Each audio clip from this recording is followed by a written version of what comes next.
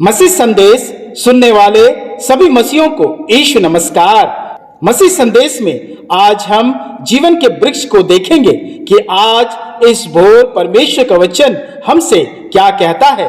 Bible में पाई जाने वाली जीवन के वृक्ष के बारे में बहुतों को नहीं पता। कई विश्वासी आज भी जीवन के वृक्ष के बारे में नहीं जानते। आइए देखें कि बाइबल जीवन के वृक्ष के बारे में हमें क्या बताती है। पहला, जीवन के वृक्ष को लगाने वाला परमेश्वर था। उत्पत्ति उसका 2 अध्याय 9 पद। और यहोवा परमेश्वर ने भूमि से सब भांति के वृक्ष जो देखने में अच्छे हैं उगाए और वाटिका के बीच में जीवन के वृक्ष को और भले या बुरे के ज्ञान के वृक्ष को भी लगाया।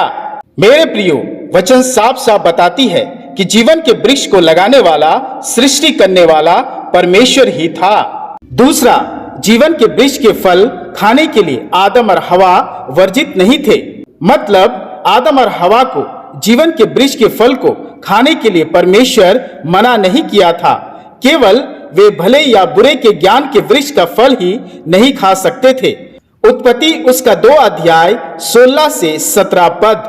और यहोवा परमेश्वर ने आदम को यह आज्ञा दी, तू वाटिका के सब वृक्षों का फल बिना खटके खा सकता है, पर भले या बुरे के ज्ञान का जो वृक्ष है उसका फल तो कभी ना खाना, क्योंकि जिस दिन तू उसका फल खाएगा उसी दिन अवश्य मर जाएगा। पर मेरे प्रियो, मनुष्य ने जीवन देने वाले वृक्ष के फल को ना खाकर शैतान के बहकाव में आकर भले बुरे के ज्ञान के वृक्ष के फल को खाया। तीसरा, जीवन का वृक्ष आदम और हवा के जीवन को संतुलन प्रदान करती थी। उत्पत्ति उसका 3 अध्याय 22 पद। आदम और हवा के पाप में गिरने के बाद परमेश्वर ने कहा, मनुष्य भले बुरे का ज्ञान पाकर हम में से एक के समान हो गया है, इसलिए अब ऐसा ना हो कि वह हाथ बढ़ाकर जीवन के वृक्ष का फल भी तोड़ के खा ले और सदा जीवित रहे। मेरे प्रियो, अनआज्ञाकारिता के कारण आदम और हवा अपने आत्मिक जीवन खो दिए थे और इस पाप में अवस्था में वे हमेशा जीवित रहते अगर वे जीवन के वृक्ष के फल को खा लेते। इसलिए परमेश्वर ने जीवन के वृक्ष को मनुष्य से दूर कर दिया ताकि मनुष्य का जीवन संतुलित रहे।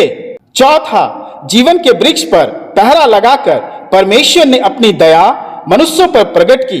उत्पत्ति उसका 3 अध्याय 24 पद। इसलिए आदम को परमेश्वर ने निकाल दिया और जीवन के वृक्ष के मार्ग पर पहरा देने के लिए अदन की वाटिका के पूर्व की ओर करूबों को और चारों ओर घूमने वाली ज्वाला में तलवार को भी नियुक्त कर दिया।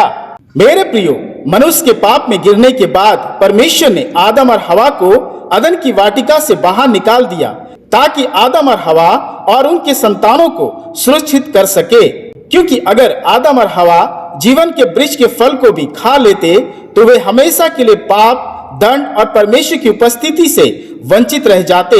मेरे प्रियो, यह अनुग्रह ही था कि परमेश्वर ने मनुष्य को जीवन के वृक्ष से दूर कर दिया, क्योंकि परमेश्वर जानता था कि पाप के कारण इस संसार में मनुष्य का जीवन हमेशा दुख और पीड़ा में बीतेगा। इसलिए परमेश्वर ने अपनी बड़ी दया से मनुष्य के जीवन की आयु सीमित कर दी, क्योंकि मनुष्य के पाप के कारण मनुष्यों के जीवन में मृत्यु आ गई थी और मृत्यु के कारण मनुष्यों की आशा जाती रही थी। इसलिए मनुष्यों की उम्र सीमा सीमित कर परमेश्वर ने मनुष्यों को वह समय दिया कि वे परमेश्वर को जाने और अनंत और अविनाशी जीवन प्रभु यीशु मसीह में प्राप्त करे और अनंत काल के पाप में जीवन से छुटकारा पाए। पांचवा, जीवन के वृक्ष का फल हमेशा के लिए पहरे में ना रहेगा। प्रकाशित वाक्य उसका 22 अध्याय 14 पद। धन्य है वे जो अपने वस्त्र धो लेते हैं, क्योंकि उन्हें जीवन के वृक्ष के पास आने का अधिकार मिलेगा और वे फाटकों से होकर नगर में प्रवेश करेंगे। मेरे प्रियो, आदम और हवा को उस वक्त जीवन के वृक्ष के फल को खाने से वंचित रहना पड़ा था और पाप के कारण पूरा संसार जीवन के वृक्ष से दूर चला गया था और परमेश्वर ने जीवन के वृक्ष को पहरे पर डाल दिया था। परंतु प्रकाशित वाक्य उसका 21 अध्याय 11 पद बताती है कि यीशु के द्वितीय आगमन के समय जय पाए हुए लोग जिन्होंने अपने जीवन को शुद्ध और पवित्र रखेंगे, उन्हें जीवन के वृक्ष के पास आने का अधिकार मिलेगा। 7वां, जीवन का वृक्ष स्वर्ग लोक में है। प्रकाशित वाक्य उसका 2 अध्याय 7 पद। जिसके कान हो वह सुन ले कि आत्मा कलीसियाओं से क्या कहता है। जो जय पाए मैं उसे उस जीवन के पेड़ में से जो परमेश्वर के स्वर्ग लोक में है फल खाने को दूंगा। मेरे प्रियो, बहुत सी किताबों में परमेश्वर के दासों ने, इतिहासकारों ने अपने अपने विचारों और अध्ययन से जीवन के वृक्ष का भूमिगत स्थान, स्थिति, जगह अलग अलग बताई भी होगी, पर बाइबल कलीसिया से कहती है कि जीवन का वृक्ष स्वर्ग लोक में है और जो जय पाए लोग होंगे उसे ही परमेश्वर जीवन के पेड़ में से फल खाने को देगा। 7वां, जीवन का वृक्ष यीशु मसीह का प्रतीक। प्रकाशित वाक्य उसका 22 अध्याय 1 से 3 पद। फिर उसने मुझे बिलोर की सी झलकती हुई जीवन के जल की नदी दिखाई, जो परमेश्वर और मेमने के सिंहासन से निकलकर उस नगर की सड़क के बीचों बीच बहती थी। नदी के इस पार और उस पार जीवन का वृक्ष था। उसमें 12 प्रकार के फल लगते थे और वह हर महीने फलता था और उस वृक्ष के पत्तों से जाति जाति के लोग चंगे होते थे। फिर श्राप ना होगा और परमेश्वर और मेमने का सिंहासन उस नगर में होगा और उसके दास उसकी सेवा करेंगे। मेरे प्रियो, यहाँ वचन बताती है कि जीवन का वृक्ष खुद यीशु मसीह का प्रतीक है जो अनंत जीवन देगा, क्योंकि वचन 1 पत्रस उसका 2 अध्याय 24 पद बताती है, वह आप ही हमारे पापों को अपनी देह पर लिए हुए क्रूस पर चढ़ गया, जिससे हम पापों के लिए मरकर धार्मिकता के लिए जीवन बिताए। उसी के मार खाने से तुम चंगे हुए।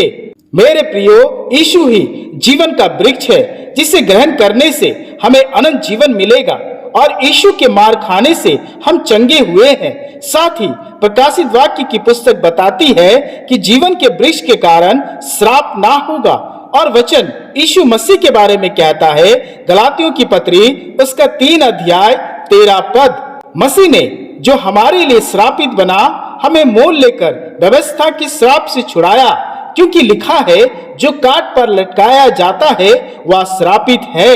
मेरे प्रियो, यीशु जो खुद जीवन का वृक्ष का प्रतीक है, यीशु मसीह के कारण स्वर्ग के पवित्र नगर में श्राप ना होगा और यीशु मसीह के बलिदान, अनुग्रह, दया, प्रेम, सामर्थ, उद्धार, पुण्यथान, पवित्रता, जय, क्षमा के 12 फलों और पत्तों से लोग चंगे होंगे। और मेरे प्रियो, यीशु मसीह में ही बने रहकर हम फलवत हो सकते हैं। यूहन्ना रचित सुसमाचार उसका 15 अध्याय 5 पद। मैं दाखलता हूँ, तुम डालियां हो, जो मुझ में बना रहता है और मैं उसमें, वह बहुत फल फलता है, क्योंकि मुझसे अलग होकर तुम कुछ भी नहीं कर सकते। अतः मेरे प्रियो, यीशु मसीह खुद जीवन का वृक्ष है। उसके बिना कोई जीवन नहीं पा सकता और ना ही पिता के राज्य में प्रवेश कर सकता है। यूहन्ना रचित सुसमाचार उसका 14 अध्याय 6 पद। यीशु ने उससे कहा, मार्ग और सत्य और जीवन मैं ही हूँ, बिना मेरे द्वारा कोई पिता के पास नहीं पहुंच सकता। अतः मेरे प्रियो, हमारा जीवन का वृक्ष यीशु मसीह है, जिसमें हमारा अनंत जीवन है। और मेरे प्रियो, आदम और हवा के पाप के कारण अब हमारे पास भले बुरे ज्ञान का और स्वतंत्र निर्णय मौजूद है कि हम किसका चुनाव करते हैं, उस जीवन देने वाले प्रभु यीशु मसीह का या अनंत पीड़ा की ज्वलन जो शैतान को चाहने से हमें मिलेगा। निर्णय आपका और हमारा है।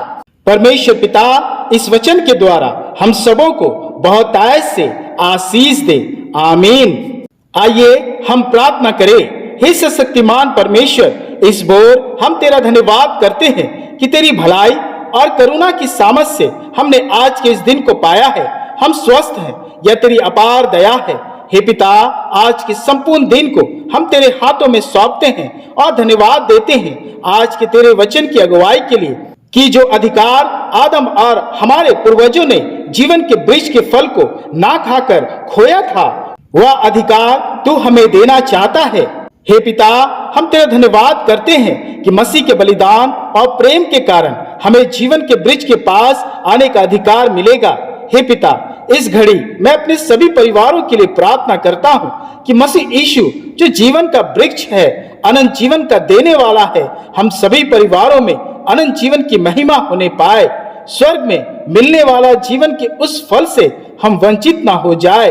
हे पिता, हमें अपने लहू से साफ कर ताकि हमारा जीवन शुद्ध और पवित्र ठहरे, ताकि हम जय पाए और परमेश्वर के पवित्र नगर में जीवन के वृक्ष के पास जाने और परमेश्वर के पवित्र नगर में प्रवेश करने का गौरव प्राप्त करे। जैसे हमारे प्रभु यीशु मसीह ने कहा, सच्ची दाखलता मैं हूँ और जो मुझ में बना रहता है वह फल लाता है।